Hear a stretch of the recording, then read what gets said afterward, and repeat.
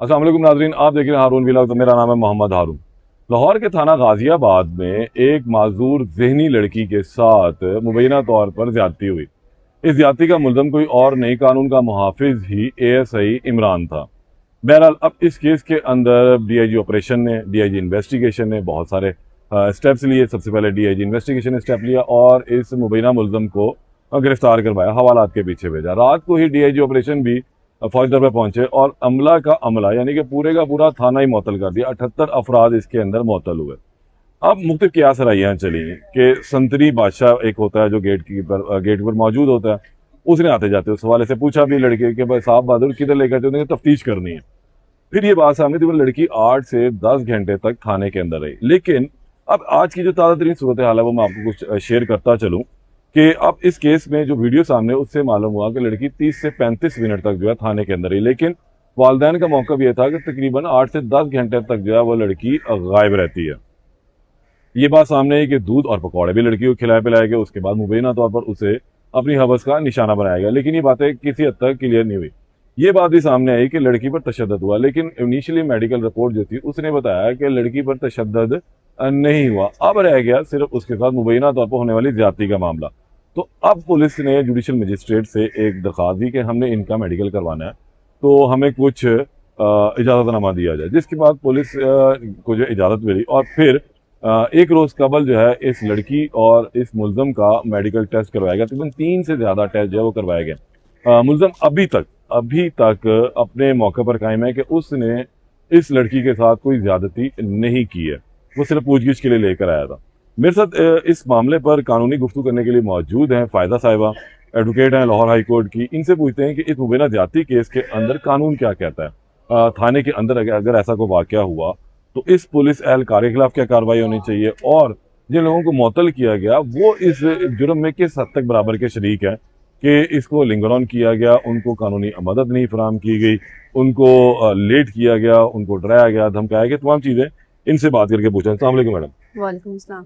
आप वकूआ आपके सामने एक इंतहाई अफसोसनाक वाक़या सामने आया। पुलिस ने FIR के इंदराज कर दी है और ज्यादती का जो है वो दफात भी लगा दी गई।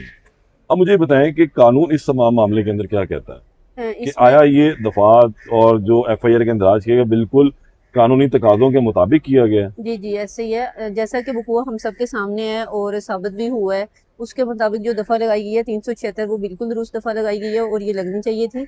इसमें ऐसा है कि बाकी आपने जो बात की कि इसमें कुछ मेडिकल रिपोर्ट्स उसकी हुई हैं और कुछ ज़रा DNA का टेस्ट किया गया होगा, DNA के सैंपल्स वगैरह लिए गए होंगे। तो उसके बाद बाकी जो है कि अगर तो DNA मैच करता है तो फिर तो मुल्ज़म ज़्यादा सज़ा का हकदार है, और अगर DNA नहीं मैच करता तो फिर तो ये एक उसके खिलाफ जो है वो झूठी प्लानिंग से एक FIR लॉन्च करवाई गई है और सारा मामला प्री प्लान्ड है थाने को और पुलिस को जो है बदनाम करने के लिए। लेकिन इसमें सबसे पहले आपने बात की कि लड़की अकेली अंदर जाती है और इतने घंटे अंदर है ना, जो कि पुलिस रूल्स के मुताबिक भी ऐसा है कि अगर कोई भी फीमेल होगी तो उसकी इन्वेस्टिगेशन जो है वो एक फीमेल ऑफिसर ही करेगी, पुलिस ऑफिसर ही उसकी इन्वेस्टिगेशन करेगी, एक मेल ऑफिसर उसकी इन्वेस्टिगेशन नहीं कर सकता। लेकिन यहाँ पे भी कानून की खिलाफवर्जी हुई है, जो कि एक अगर ये साबित भी हो जाता है कि लड़की का जो है वो DNA मैच नहीं करता और ये जुर्म सरजद नहीं हुआ, लेकिन यहाँ पे ये चीज़ है कि किसी हद तक जो है वो उसके साथ नाइंसाफ़ी हुई है, जुर्म सरजद हुआ है कि एक फ़ीमेल जो है वो किसी भी फीमेल पुलिस ऑफिशियल की मौजूदगी में ही उसका थाने में जो है होना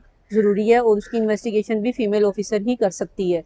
तो इसमें FIR होना अच्छा, बिल्कुल नहीं, अब इसके ठीक अंदर है। मैं और ये पूछना आपसे चाह रहा हूँ जी जी कि मेडिकल अब करवाया जा रहा है उसका।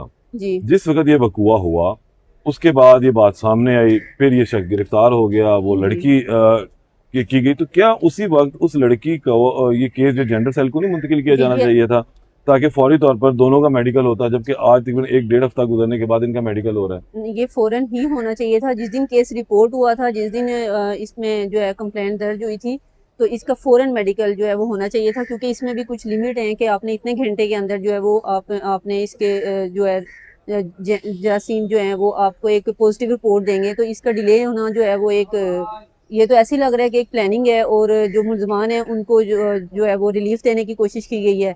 अगर इतनी लेट, क्योंकि ज़ाहिर है इसमें पुलिस इन्वॉल्व है, जो मुल्ज़म है अभी तक तो वो मुल्ज़म है, तो पुलिस की पूरी उसको सपोर्ट हासिल है, पुलिस का ही वो एक पुलिस ऑफिशियल है। तो ये जो इतनी ताखीर से होना जो है वो एक ये पुलिस की ही सोची समझी साजिश नजर नहीं, आती अब है। जाहिर सी बात है ना, पुलिस की साजिश तो हम इसको शायद नहीं कह सकेंगे, शायद अपने पेटी भाई को बचाने के लिए कुछ वो काम कर रहे होंगे। लेकिन अब अगर इस केस में मेडिकल पॉजिटिव आ जाता है तो मिनिमम सजा क्या होगी? हमने देखा कि इसमें ऐसे वाकयात में, जब भी कभी ऐसे वाकयात हुए हैं तो सीसीडी बड़ी एक्टिव हुई है, जी ऐसे ही है। लेकिन इस यहाँ मामले पे में ये एक सीसीडी नहीं आई। यहाँ पे एक पेटी भाई को सवाल जी बचाने का जी मामला है ये शायद। ऐसे ही है। यहाँ पे एक सवालिया निशान है जो कि आवाम में से अक्सर लोग और हर महकमे के लोग जो हैं वो ये सवाल कर रहे हैं पुलिस से और जफर चट्टा साहब से कर रहे हैं कि आपने आपकी सीसीडी अब कहाँ है? जब ये मामला आया है, आप आपके पेटी भाई का मामला है तो सीसीडी ने जो भी उनकी एक लैंग्वेज है कि नेफे में पिस्तौल क्यों नहीं चली, घोड़ा फ्राई क्यों नहीं हुआ, तो ये होना चाहिए था। अगर पहले कुछ वाकयात में हुआ है तो यहाँ पे भी होना चाहिए था, जैसे कि सरगोदा में वाकया हुआ आपके सामने है मुंतहा का और मुंतहा का, मैंने और उसको कवर फौरन से किया उसको जाके। जो है वो किया गया, उसको टारगेट किया गया और ये लोगों के लिए बड़ी अच्छी मिसाल थी। लेकिन उसके कुछ दिनों बाद यहाँ पे ये केस रिपोर्ट हो गया, तो इसमें भी ऐसी ही मिसाली उसको जो है वो एक सजा मिलनी चाहिए थी ताकि आइंदा कोई भी ये जुर्म करते हुए सोचे। अच्छा, अब इस केस में मुझे एक और कानूनी नुक्ता बता दीजिए कि क्या जो डिले ऑफ मेडिकल है ये किस तरह असरअंदाज हो सकता है? जो डिले ऑफ मेडिकल है ये मुलजिम को ज़रूर जो है वो फ़ायदा दे के जाएगा। कल जब ये ट्रायल में आएगा केस तो इसमें ज़रूर ऐसी चीज़ें जो हैं वो मुलजिम के फ़ायदे में चली गई हैं, बल्कि जाएंगी नहीं, चली गई हैं, जो कि उसको जुर्म साबित करने में, मुद्दइया को जुर्म साबित करने में मुश्किलात पैदा होंगी और मुलजिम को वो फ़ायदा देंगी। ठीक हो गया। मेरे साथ एडवोकेट फ़ायदा साहिबा मौजूद थी और फ़ायदा बासी साहिबा ने हमें इस हवाले से कानूनी राय ये बताई कि इस केस में जो डिले ऑफ मेडिकल है ये मुलज़म को फ़ायदा दे सकता है।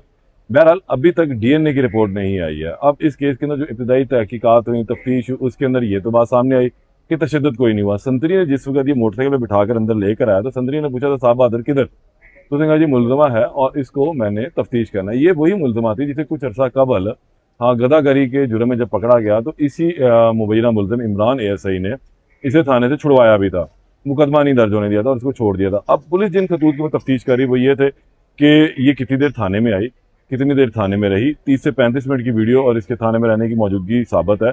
फिर ये जब वहाँ थाने से निकली तो इसे घर छोड़कर कौन गया, फिर ये 8 से 10 घंटे तक कहाँ रही, इन चीज़ों के ऊपर जो अब तफ्तीश इस वक्त जारी है। बहरहाल इसमें जो अपडेट आएगी उससे मैं आपको आगाह करूँगा। तब तक के लिए इजाज़त दें, अल्लाह ने के बाद।